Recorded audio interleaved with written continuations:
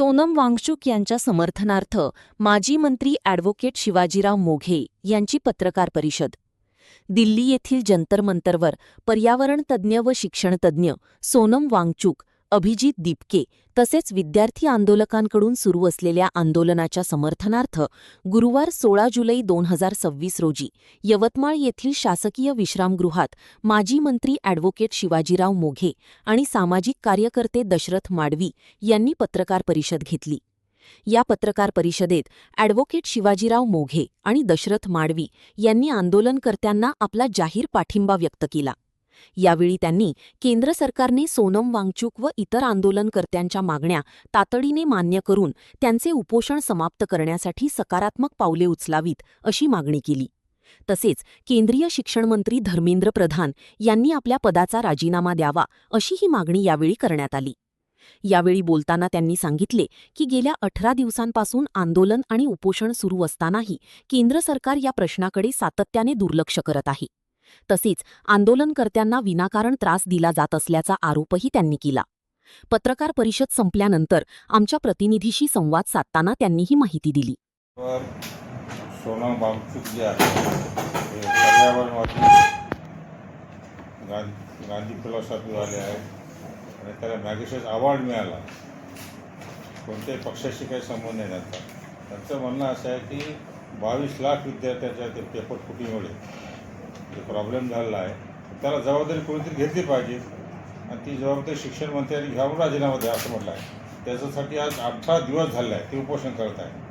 पण सगळ्यात दुर्दैवाची म्हणजे केंद्र शासन मोदी साहेबांच्या नेतृत्वाखाली चालते त्याचा एकही प्रतिनिधी जर येऊन भेटला नाही का कसं उपोषण होत आहे काय म्हणणं आहे ते म्हणणं म्हणजे लोकशाहीमध्ये जे संवाद असायला पाहिजे ते संवाद त्यांच्यामध्ये मुळीच नाही. ही एक अतिशय दुर्दैवी अमानुष आणि एक प्रकारचे घमेंडीचं जे केंद्र शासनाचं धोरण आहे ते आपल्याला दिसून येते. आणि माणूस मेला तरी हरकत नाही पण आपले घमेंडीपणा सोडायचं नाही हे केंद्र शासनाचं धोरण आहे. याचा निषेध करण्यासाठी मी आणि दशरथ माडवी भाऊ आम्ही आज बरेच काय मागणी सर आपली? उपोषण सोडलं पाहिजे केंद्र शासनाने. आणि दुसरी गोष्ट आहे की आता जगभरातील अनेक संस्था व्यक्ती वेगवेगळ्या ठिकाणचे लोक त्यांना ती समर्थन त्या कोण्या परिस्थितीत यांचं जे जीव वाचला पाहिजे यासाठी अनेक लोक वेगवेगळ्या पद्धतीने प्रयत्न करत आहेत. तर आमचं म्हणणं असं की कोणत्याही परिस्थितीत त्यांचा जीव वाचला पाहिजे.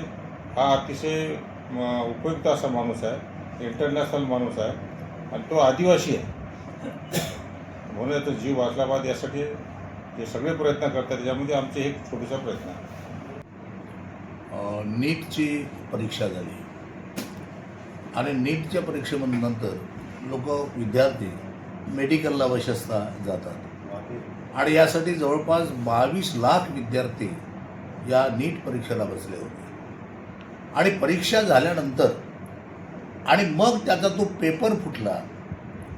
तो पेपर लोकांनी विकत घेतला आणि एकंदरीत मोठा गद्दारोळ भ्रष्टाचार त्यामध्ये झाला. असं बाहेर आल्याबरोबर या सरकारने ती परीक्षा झालेली परीक्षा रद्द करून टाकली आणि त्यामुळे जवळजवळ भारतातल्या 22 लाख विद्यार्थ्यांचं त्यांच्या कुटुंबाचं फार मोठ्या प्रमाणात नुकसान झालं. त्यामध्ये काही विद्यार्थ्यांनी आत्महत्या केल्या आणि या संदर्भामध्ये जेव्हा याचिका कोर्टामध्ये गेली तर कोर्टाने त्यांना काक्रोच म्हटलं. मग काही लोकांना वाटलं त्याला काक्रोच जनता पार्टी काढूया आणि म्हणून आपल्या दीपकेनं अभिजित दीपकेनी त्यांनी काक्रोच जनता पार्टी अनाऊन्स केली आणि ते केल्यानंतर पूर्ण भारतभरामध्ये विद्यार्थ्यांमध्ये एक चैतन्य निर्माण झाले की आमच्याही वेदनेवरती आमच्याही समस्येवरती कुणीतरी आवाज उठवतोय. अशा प्रकारचं एक चित्र निर्माण झालं पूर्ण भारतामध्ये आणि पूर्ण भारतामध्ये अनेक प्रांतांमध्ये जाऊन त्यांनी सभा घेतल्या आणि त्याच्यानंतर जंतर मंतरवर त्यांनी एक निर्णायक भूमिका आपण घेतली पाहिजे म्हणून त्यांनी त्या ठिकाणी आंदोलन सुरू केलं. आणि आंदोलनाचा विषय एकच होता की शिक्षण मंत्री केंद्रीय शिक्षण मंत्री धर्मेंद्र प्रधान यांनी जबाबदारी घ्यावी आणि यांनी आपला राजीनामा द्यावा मंत्रिपदाचा. ही साधी मागणी घेऊन त्यांनी आंदोलन सुरू केलं. या आंदोलनामध्ये आपल्या भारतातले प्रसिद्ध शिक्षणतज्ज्ञ की ज्याच्यावरती आमिर खानने चित्रपट काढला त्यांच्या शिक्षणाच्या नवीन धोरणाच्या संदर्भामध्ये त्यांनी शोधून काढल्यानंतर आणि ते असे सोनम वांगचूक पर्यावरणवादी वैज्ञानिक, मुळात त्यांची अनेक विज्ञानाचे पेटंट त्यांच्याकडे आहेत. असा एक सोनम वांगचूक हा कुठल्याही पार्टीचा माणूस नाही आहे. त्याला वाटलं हा विद्यार्थ्यांचा प्रश्न आहे, आपण विद्यार्थ्यांसोबत उभं राहिलं पाहिजे, आणि म्हणून तो माणूस त्या ठिकाणी आला. आणि त्यांनी जर सरकार या आंदोलनाला या पद्धतीनं ऐकत नसेल तर आपण त्याच्या विरोधामध्ये गांधीवादी मार्ग जो आहे उपोषणाचा, त्यांनी तो उपोषणाचा मार्ग स्वीकारल्यानंतर आज 18-19 दिवस झाले. हे सरकार मूग गिळून चुप्प आहे. एक त्याचा प्रतिनिधी जात नाही आहे, सरकारकडून एक स्टेटमेंट नाही आहे, आणि त्या माणसांचा जीव आज धोक्यात आलेला आहे. म्हणजे आज उद्या कधी त्यांचं काय होईल सांगता येत नाही, असं चित्र निर्माण झालं आहे.